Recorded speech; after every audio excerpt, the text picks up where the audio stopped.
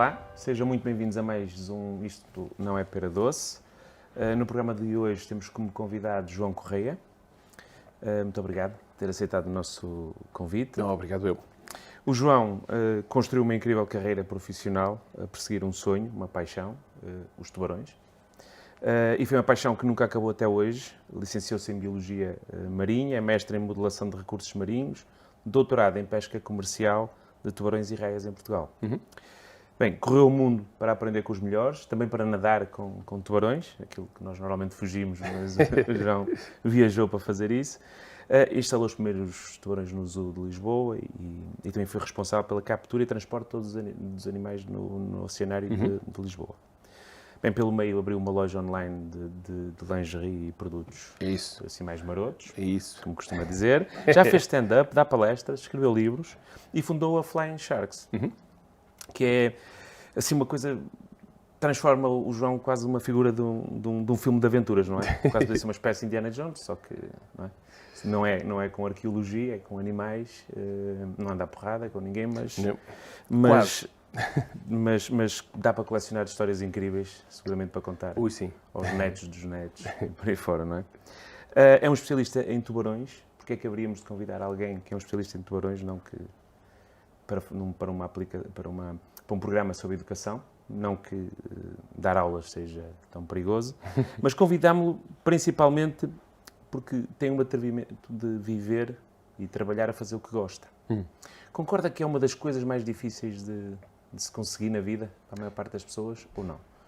Sim, mas deste ângulo. Não é assim tão difícil a pessoa chegar lá, é difícil a pessoa não se render portanto, não aceitar o compromisso de não chegar lá. Percebe o que eu quero dizer? Ou seja, quando a pessoa mete na cabeça que é aquilo, não é assim tão difícil, para dizer a verdade. Basta meia dúzia de decisões bem tomadas e termos aquele foco muito preciso e muito objetivo e a pessoa chega lá, com as regras e com os conselhos todos básicos que já todos conhecemos, de esforço, tenacidade, etc., a pessoa não desistir. O difícil, propriamente dito, é a pessoa não se render, porque as barreiras, os obstáculos, os conselhos da família, dos amigos, não te metas nisso, não vale a pena, isso é muito difícil, não sei o quê. Isso é que desvia a pessoa. A principal dificuldade é essa, é a pessoa não se render.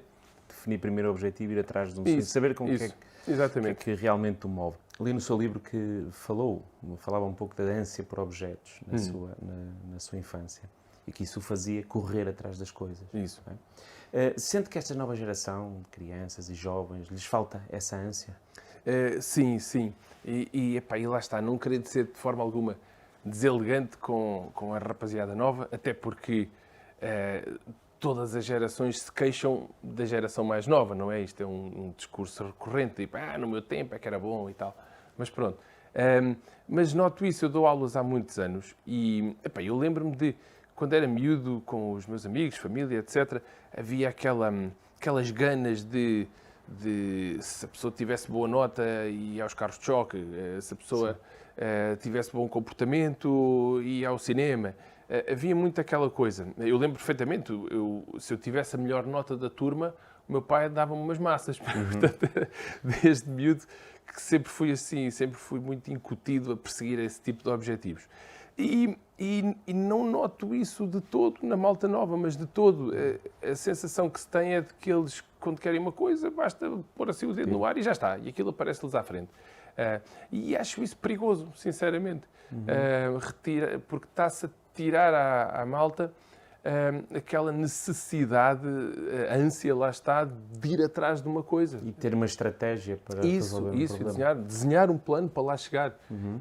Portanto, não estou de forma alguma a dizer que é assim para toda a gente, claro, então isso seria uma generalização pateta, mas genericamente vejo falta disso, falta daquela coisa de saltar assim em cima de um objetivo. Eu partilho um pouco dessa ideia, convivo nas escolas com outros professores, com muitos pais, sentimos e muitas vezes nas reuniões sentimos isso.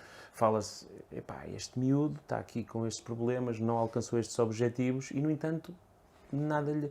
não estamos a falar de castigos, mas Claro. vai receber exatamente o mesmo Ora, aí está. Pois. que iria receber noutras circunstâncias. É aquela onda, o prémio de consolação, não é? É verdade. Que parece uma boa ideia, lá está, não querendo ser o parvalhão, eu acho uma ideia trágica, porque isso, no fundo a pessoa, tipo, bem, eu recebo sempre qualquer coisa, enfim, mas pronto. Mas isso é uma caixa de Pandora que... Sim, mas esse tema, pegando até na sua história pessoal, não é? Alguém que nasceu no Cartaxo e até já brincou com isso, não é? No Cartaxo Sim, iria, é uma terra cheia de tradição marítima, lá está. de tubarões, provavelmente iria interessar-se por vinho, por touros, por aquela festa brava, não é? Deve ser uma paixão, imagino que não. Imagino que não. É exatamente o contrário, é um ódio de estimação. Imagino. Quando começou a interessar-se por tubarões, como é que foi isso? Como é que surgiu esse interesse? Epá, eu sempre devorei, como toda a gente naquela altura, não é? Eu nasci em 72 e, portanto, devorava aqueles documentários de domingo à tarde, porque tínhamos um canal, não é? Tínhamos um canal. E a dada altura apareceu o segundo canal e aquilo foi a mãe de todas as festas. Pronto. Eu devorava tudo o que era programa de natureza e não sei o quê. Tive uma paixão por crocodilos, tive uma paixão por grandes mamíferos africanos, leões, girafas, etc. Depois, a dada altura, comecei a ver os tubarões nos documentários e aquilo começou-me a interessar. Depois, sempre viajei bastante com os meus pais. Fomos ao SeaWorld, na Flórida, em Orlando. Sim. Epá, e aí fiquei mesmo completamente apanhado, porque achei, pronto, para além de ver os bichos, ouvi todas as explicações que os guias davam do sistema imunitário deles, que são bichos fantásticos em toda a linha, fisiologicamente, etc. E depois, a martelada final foi quando vi o Tubarão, o filme, o Jaws, que é um filme sublime, já tinha lido o livro do Peter Benchley, e depois tem o personagem, o cientista, o Mr. Hooper, que é o tipo de óculos, como eu uso óculos desde que era um feto, e o tipo basicamente era o especialista em tubarões. Eu fiquei doido com aquilo, é este gajo que eu quero ser quando for grande, é o tipo que sabe umas coisas de tubarões. Portanto, foi mesmo, a rota era exatamente aquela, era tornar-me naquele gajo. Eu vi o filme e fiquei com medo de entrar na água durante muito tempo, na praia. Eu entrei o mais depressa possível porque queria ver tubarões. E começou a dizer em casa, aos amigos, na escola, quero um dia trabalhar com tubarões, quero seguir esta área. Qual era a reação das pessoas? Bom, a família apoiava. Os meus pais, tenho os melhores pais do mundo. Não tenho dúvida de que os pais das outras pessoas são fantásticos, mas pronto, os meus são melhores. Mas professores, etc., ok, encolhiam um bocado os ombros, tipo, sim, ok, tudo bem, estuda, trabalha, logo se vê. Os meus colegas, curiosamente, achavam graça e incentivavam-me. Lembro perfeitamente, havia 3, 4 colegas, tipo, este é o gajo que quer os tubarões e não sei o quê e tal. Portanto, aquilo tornou-se ali uma certa piadola, até porque eu estava sempre a desenhar tubarões nos cadernos, nos livros e todo lado, e tipo, este é o maluquinho dos tubarões e tal. Mas havia quase ali uma certa claque para, deixa lá ver se o gajo vai aos tubarões. Portanto, nunca senti, sei lá, tipo, que gozassem, troçassem. Não, nem por isso. Aquilo era assim quase um esforço coletivo. E depois eles começaram a perceber que era mesmo a sério. Sim, exatamente. E até achavam curioso alguém para seguir uma carreira tão original naquela região. Mas é uma prova de que nem sempre se deve dar, a escola nem sempre se deve dar ouvidos às escolas, não é? Estamos a dizer isso. Não? Sim. É curioso porque há muito pouco tempo, há 3 semanas, juntámos a rapaziada toda da minha escola do Cartaxo. Portanto, já não via alguns deles há 30 e tal anos, e é giro que muitos deles, mas muitos mesmo, que não tenho contacto por Facebook e essas coisas, primeira coisa, então e os tubarões, pá? Sempre que trabalhaste com os tubarões, sim, olha, isto tem corrido bem. Portanto, o pessoal lembrava-se e achei isso amoroso, para dizer a verdade. Isto que distingue, e já ouvi dizer isso, não é? A questão do sucesso, não é? Não há nenhum segredo, é o trabalho, é o foco. E voltando um bocadinho à outra geração, a estas novas gerações, não é?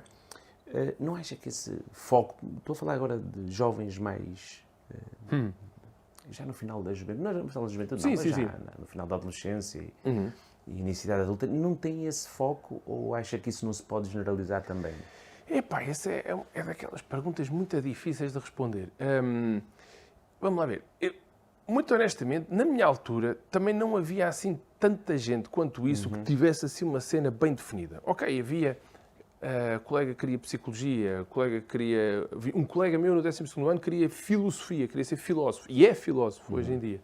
Portanto, eu diria que a percentagem de malta que ali no 12º ano sabe exatamente o que quer não é muito alta e se calhar nunca foi muito alta. Ok. Seria um estudo interessante, uma tese se calhar curiosa em sociologia, não sei se será essa a ciência mais adequada, mas era ver quantas pessoas qual é a mudança ao longo do tempo de quantas pessoas é que entram, por exemplo, na primeira escolha que fazem no curso. Sim. Eu concorri a Biologia Marinha só, mais nada. Mas sei que não é muito vulgar. A maior parte das pessoas entram, às vezes, segunda escolha, terceira, quarta. Portanto, seria interessante ver isso ao longo do tempo. Até que ponto é que as pessoas estão a render mais ou menos. O meu palpite, e é só um palpite, é de que essa percentagem deve ser mais ou menos constante ao longo dos tempos. Mais ou menos, ok. Mas aí acho que, puxando um bocadinho, há um trabalho que não está a ser propriamente bem feito, tanto nas escolas como nas famílias. Sim. Porque se não têm encontrado esse foco tão cedo, e ter tido pelo menos o apoio da família, se calhar teria atrasado essa descoberta. Não teria chegado tão rápido onde chegou. Sim. Não teria chegado, se calhar, em determinados momentos, em algumas... É verdade. Mas aí, honestamente, eu acho que o mérito, e não queria de forma alguma ser presunçoso, o mérito terá sido da minha família, de me apoiar e tal. Se calhar um bocadinho meu, porque, pronto, interessei-me por aquilo, estudei e tal. Eu aí, correndo o risco de estar a dizer um ganda disparate, eu diria que, sim, a escola tem de ajudar, deve ajudar, etc. Mas a pressão não tem de estar só em cima da escola. Ou seja, se a coisa falhar, o falhanço não é só da escola. Ou seja, os alunos, a família dos alunos, o grupo que rodeia aqueles alunos, toda a gente tem que fazer a sua parte. Eu acho que às vezes somos muito rápidos a apontar o dedo à escola. Sim. Pois, a escola, os professores, não sei o quê. Mas há uma enorme comunidade à volta dos exatamente. jovens. O miúdo que tem de estudar para os testes e não sei o quê, também tem que fazer a parte dele, não é? Não é só a escola. Fala também disso no livro, que é, neste momento, acho que também há alguma perda de conteúdos, porque nos preocupamos muito em não sobrecarregar os jovens. Pois, exatamente. Não é? Há aí um cartoon que anda a circular, já há muitos anos, hein? Esse cartoon começou a circular ainda no tempo do e-mail. Portanto, antes das redes sociais, quando nós mandávamos piadolas uns aos outros por e-mail, que era assim a ser o último grito, a seguir ao fax, não é? Mas pronto. Mas há assim um cartoon muito giro, que são só 2 quadradinhos. É o quadradinho que se vê pela roupa das pessoas e tal, que é antigamente, que são os pais a conversar com o professor, e o miúdo está ali com um ar envergonhado e não sei o quê, e os pais estão tipo a ralhar com o miúdo, pois o professor diz que tu não estudas, não sei o quê, tens de trabalhar mais e tal. Pronto, esse quadradinho. Depois o outro quadradinho é os pais a conversarem com o professor, o miúdo está com aquela cara tipo e estão a ralhar com o professor, tipo, pois você, não sei o quê, o miúdo é trabalho da escola. E esse cartoon, sendo uma brincadeira, não deixa de traduzir mais ou menos bem o sentimento geral. É que antigamente, se calhar, carregava-se demasiado a responsabilidade nos alunos, agora carrega-se demasiado a responsabilidade nos professores. E é como se as crianças, coitadinhas, falharem, a culpa é do professor. Não, o professor, obviamente, tem a sua cota-parte de responsabilidade em toda a linha.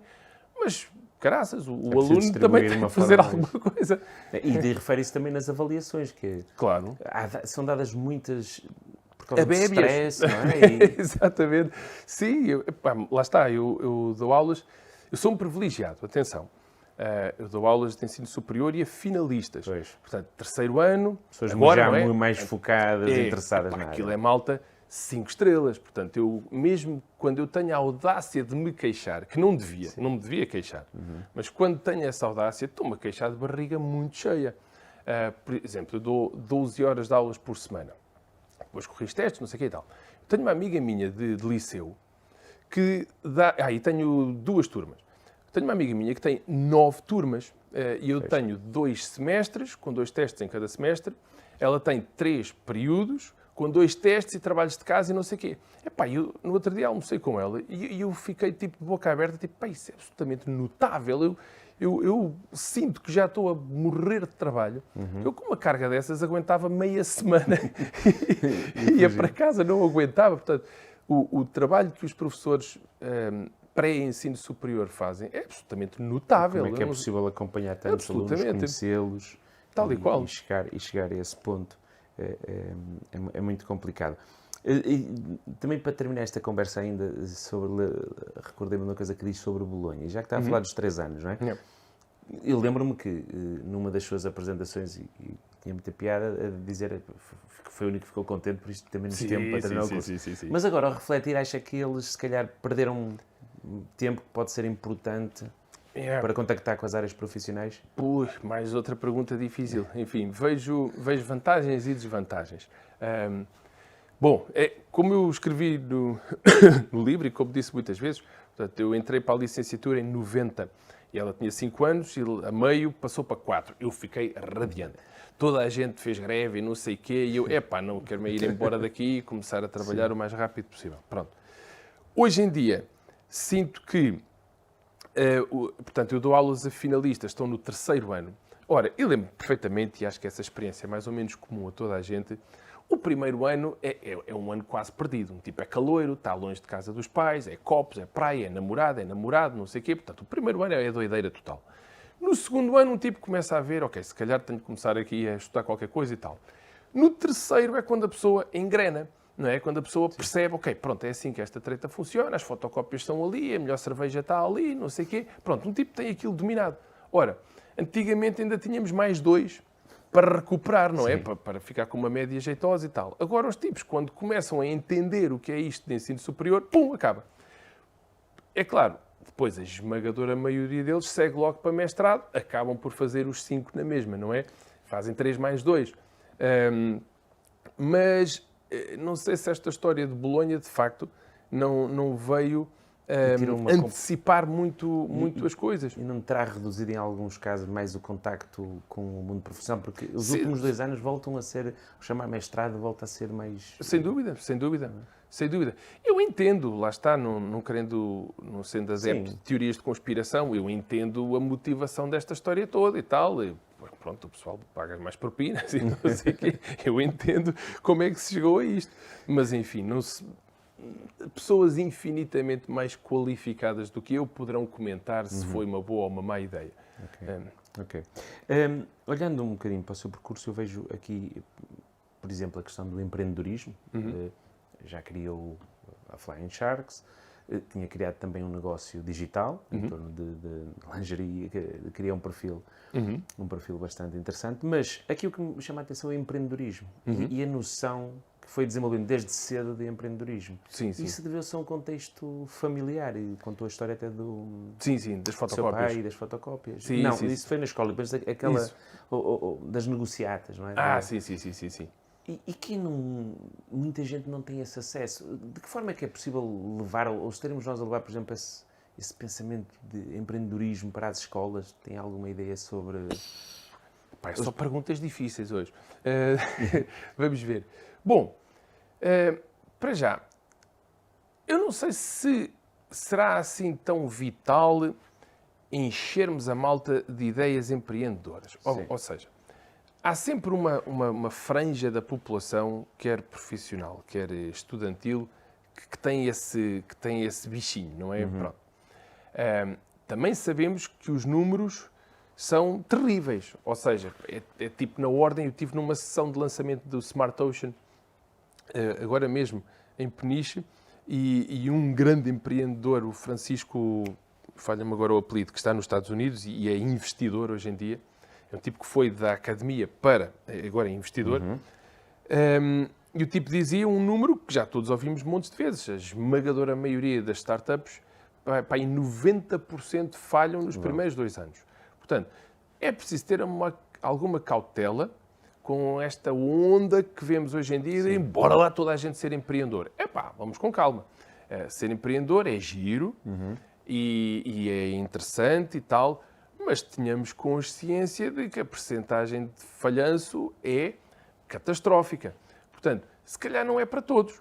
E essa questão da iniciativa? A iniciativa, por exemplo, que tem na sua vida, quando está a preparar um estágio, os contactos que fez de estágio, não é? Para conseguir os estágios que quer.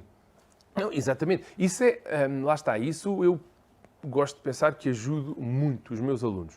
E também não escondo que me surpreende sempre quão surpreendidos eles ficam com a facilidade do processo. Ou seja, quando eles me perguntam como é que o professor arranjou o estágio nas Bahamas e tal, eu digo-lhes, eu fui para a biblioteca ler.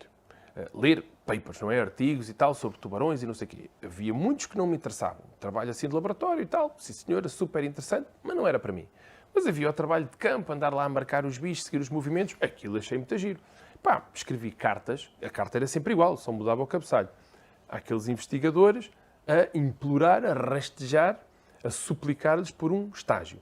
Ora, eu tive de estar na fila dos Correios em Faro para comprar selos e envelopes e esperar semanas por respostas. Hoje em dia, os meus amigos podem fazer isso enquanto estão confortavelmente sentados no autocarro e por e-mail. Portanto, é tão simples quanto isso. É ver quem é que há aí pelo mundo que está a fazer coisas interessantes e pedir uma oportunidade a essas pessoas. A probabilidade de levarem um sim à primeira é remota. Mas depois de 10 e-mails, 20 e-mails, 50 e-mails, é quase garantido que alguém há de cair, alguém há de dizer que sim. E essa escola, digamos assim, essa aprendizagem é muito fácil e tenho-a passado aos meus alunos, mas lá está, surpreende-me sempre que quase nenhum deles teve essa ideia.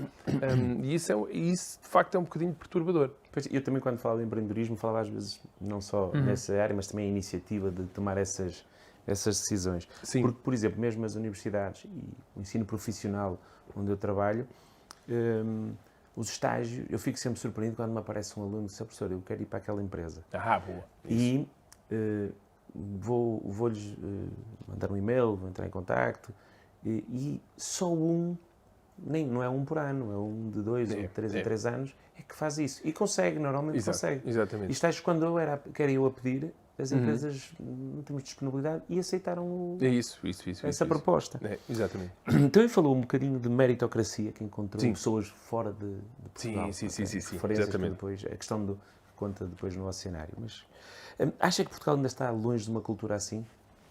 De meritocracia, ou tem vindo a evoluir? Tem, definitivamente.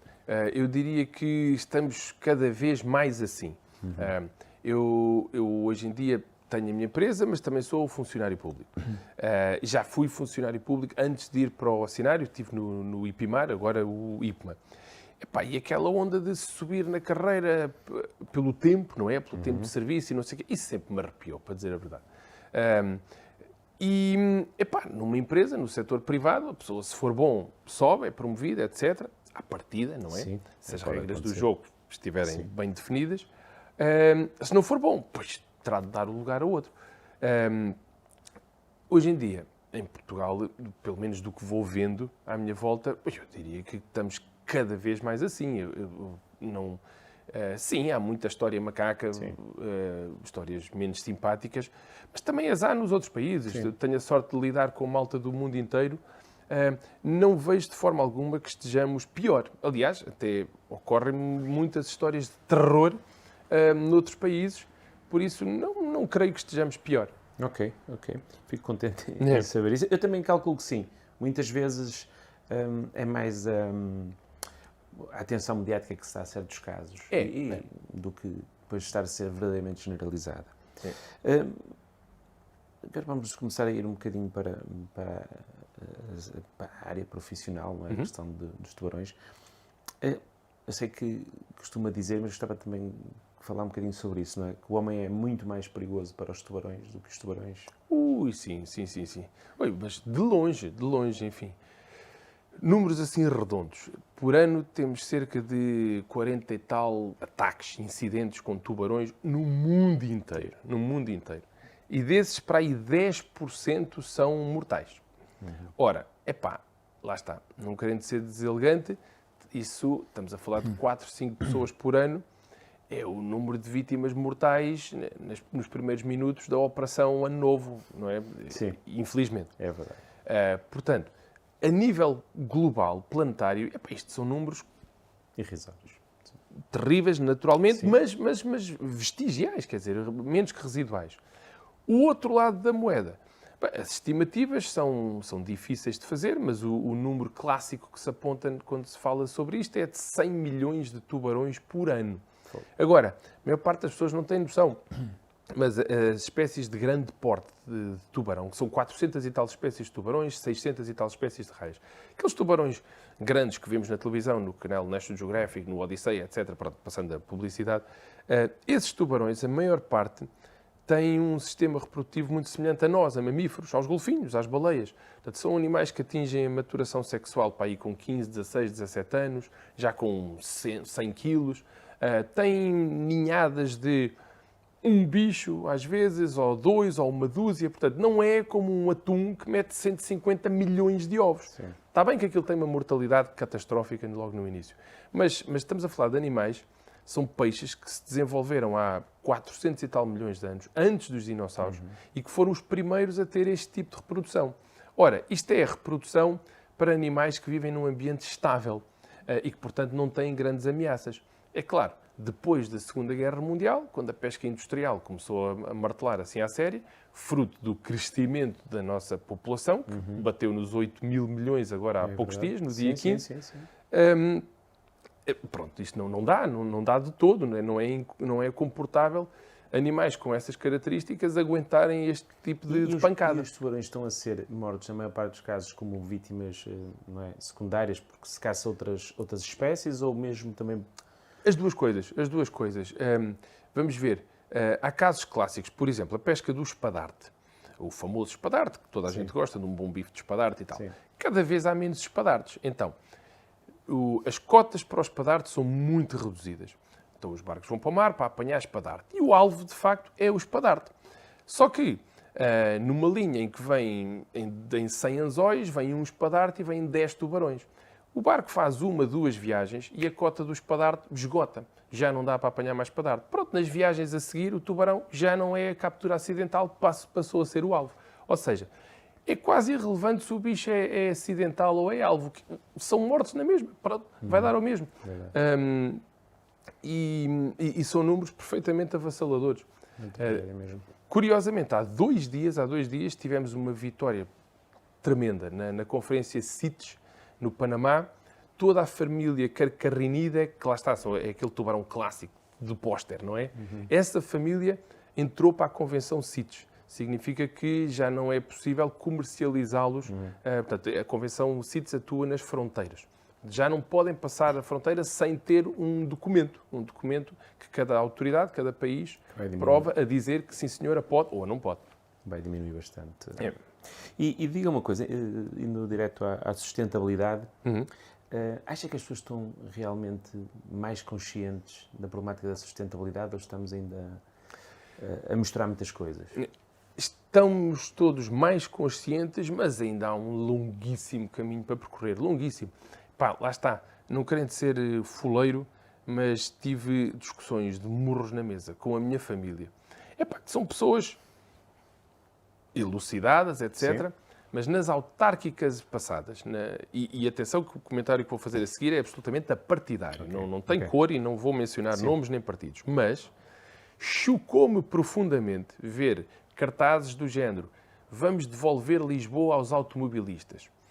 E eu pensei, em 2021 há malta que não é que acredita, é que sabe que vai ganhar votos com esta mensagem. É verdade, senão não colocava... Ora, aí está. Ora, eu sou um fervoroso defensor das ciclovias, ando com o meu Nicolá na cadeirinha atrás e vamos a todo lado de bicicleta e tal. Também pego no carro de vez em quando. Hoje é um excelente exemplo. Demorei um tempão do caraças para cá chegar, etc. E toda a gente se queixa da ciclovia aqui, da ciclovia da Almirante Reis, que agora é muito mais complicado. Tem de ser mais complicado. As cidades têm de ir na direção de tornar a vida difícil aos carros, como em Londres, por exemplo. Sim. É praticamente impossível levar um carro particular para o centro de Londres. A pessoa paga uma taxa absolutamente alucinante. E é nessa direção que a coisa tem de ir. Reduzir os espaços de estacionamento. Tal e qual. Portanto, transportes públicos, trotinetas, bicicletas, etc, etc, etc, veículos elétricos, tudo isso. Tem de se tirar carbono, porque não nos podemos esquecer, andamos há 150 anos, mais coisa, menos coisa, a tirar carbono que esteve milhões de anos parado no chão e a metê-lo na atmosfera, num planeta minúsculo. Portanto, isto tem um impacto absolutamente avassalador. Muita gente ainda quando se começa esta discussão, ainda há muitos céticos, não é? E tal, a atividade humana é negligenciável. Negligenciável? Então, ainda agora falávamos dos tubarões, sabemos perfeitamente que a maior parte dos estoques de peixe, dos comercialmente mais explorados, lá está, os padartos, os atuns, o bacalhau, a anchova do Peru, etc, etc, etc. Esses bichos levaram porradas na ordem dos 80%, 90%, em 50 anos de pesca comercial, industrial, à bruta. E isso foi feito com cerca de 4 milhões de barcos de pesca, mais coisa, menos coisa. Então, se esses barcos de pesca tiveram esse efeito nos oceanos, então vem-me dizer que cerca de 1.500 milhões de motores de combustão em carros, autocarros, aviões, navios, caminhões, etc., fábricas, há 150 anos, a tirarem carbono do chão, a pô-lo lá em cima, não tem efeito absolutamente nenhum. É de doidos. Quer dizer, porque ninguém se atreve a questionar o que fizemos aos oceanos. Ninguém, quer dizer, não há ninguém suficientemente tonto para questionar o que se fez aos oceanos e a pancada que levaram. Então como é que alguém não soma 2 mais 2 e vê que, se este pequeno esforço, esta matança nos oceanos fez isto, como é que este esforço avassalador, não sei quantas ordens de magnitude superiores e por muito mais tempo, o triplo do tempo, como é que isso não tem impacto à escala planetária? É preciso ser maluco. Exato. Para terminar, ou quase para terminar, diga-me só uma coisa. Se pudesse recomendar uma coisa, algo que todos nós os consumidores finais, o público final, devesse ter mais em atenção, ou pudesse fazer, que está ao seu alcance. Ui, é tanta coisa, mas uma. Uma. Pode ser 2, pronto, não há problema. Vamos ver. Bom, é mesmo difícil responder isso, mas vou tentar. Reduzir em tudo. Nós temos de ser menos, temos de ter menos. Nós vivemos neste nosso primeiro mundo, não querendo usar um termo politicamente incorreto ou deselegante. Portanto, nós aqui, Europa, América do Norte, nós vivemos numa opulência obscena. Não é? Porque, quer dizer, basta ver este espaço magnífico em que estamos agora. Não é? Temos o ar climatizado, temos água, vamos ali tomar um duche se quisermos, vamos beber um gin tónico. Portanto, nós temos tudo. Também temos problemas, a crise, a inflação, os empréstimos, não sei o quê. Temos isso tudo também. Continuamos com muitas mas temos um teto e temos comida na mesa. Quer dizer, qual de nós quando é que foi a última vez que um de nós nesta sala teve fome? Eu não me lembro. Ou se tive foi porque estava a trabalhar e fui preguiçoso para ir fazer maçãs na cozinha. Pronto. Depois, isto é para aí quê? 1/4, 1/3 da população do nosso planeta, mais coisa, menos coisa. O resto, os outros 2/3, os outros 3/4, esses gajos vivem à rasca. Mas à rasca com um F maiúsculo. Quer dizer, estamos a falar de malta que tem que se deslocar para a família não morrer à fome. Eu vi isso na Grécia. Fui buscar umas raias a Istambul, viemos de caminhão, Bulgária, Grécia, ferry para a Itália, e a dada altura a estrada estava parada, mesmo junto à fronteira da Turquia. Eram 40, 50 desgraçados, que pela tonalidade da pele percebia-se talvez viessem ali da Síria, dessa zona. Homens, mulheres, crianças, uma bebé com um casaquito de malha cor-de-rosa a chorar baba e ranho, aquele choro de desespero total, de não perceber o que é que se passa ali, com polícias a arrastarem a família, literalmente a arrastarem-nos para fora da estrada. Agora imaginem o que é a pessoa chegar a um ponto em que tem de agarrar na família e, olha, metam tudo o que têm dentro de uns sacos e pronto, olha, vamos ver o que é que acontece. Portanto, é assim que grande parte do resto do mundo vive, porque nós vivemos assim. Agora estamos na Black Friday. Quantas televisões e telemóveis e não sei o quê se vão comprar com televisões e telemóveis ainda funcionais lá em casa? Só porque se apanhou um bom preço e temos mais uma polegada de ecrã e não sei o quê. Isso tem de acabar. O conselho seria reduzir. Até porque, lá está, não querendo ser arauto da desgraça, isso vai acabar. Isto bem ou mal, porque não dá. Quer dizer, não dá. Das duas, uma. Ou isto acaba da easy way ou da hard way. Sim. Portanto, o resto do planeta já está a sentir na pele o que aí vem. Nós estamos muito protegidos. Nós estamos aqui nossa Europa, América do Norte, Japão, Austrália, etc. Pronto. Estamos aqui num cantinho de céu. Portanto, por mais furacão e não sei o quê que nós tenhamos, incêndios no verão e não sei o quê, estamos aqui ainda muito resguardados. Ainda vai levar muito tempo até começarmos a levar paulada mesmo à sério. Mas o resto do planeta já está. Portanto, tem que haver aqui um mínimo de empatia por esses desgraçados que já estão mesmo a levar com isto no lombo. Ok, concordo completamente. Para terminar, pedimos só à equipa do eSchooling que nos enviasse uma pergunta para os nossos convidados, eles vão mandando. Às vezes eu também já fiz esta pergunta a outras pessoas. E pedi-lhe que completasse, voltando agora também aqui à área da educação, a seguinte frase. Quando estudei na escola, não foi pera doce. Lidar com o fã e a fana do Colégio Marcelino Mesquita no Cartacho, que eram professores daqueles à moda antiga, que davam porrada a sério, assim, de verdasca, tipo, anda cá e deixa os óculos na mesa. Portanto, não foi nada pera doce lidar com esses dois malucos. Não. Felizmente já acabou Não. Isso é uma coisa que acho que ninguém tem saudades desses tempos e acho que não fazem falta nenhuma. João, muito obrigado pela disponibilidade, Obrigado, pela simpatia, pelas histórias que partilhou aqui. Há muitas mais histórias que, para quem quiser conhecer, pode procurar o João em podcasts, no livro, e vai descobrir muitas coisas interessantes. Quanto a nós, até ao próximo programa.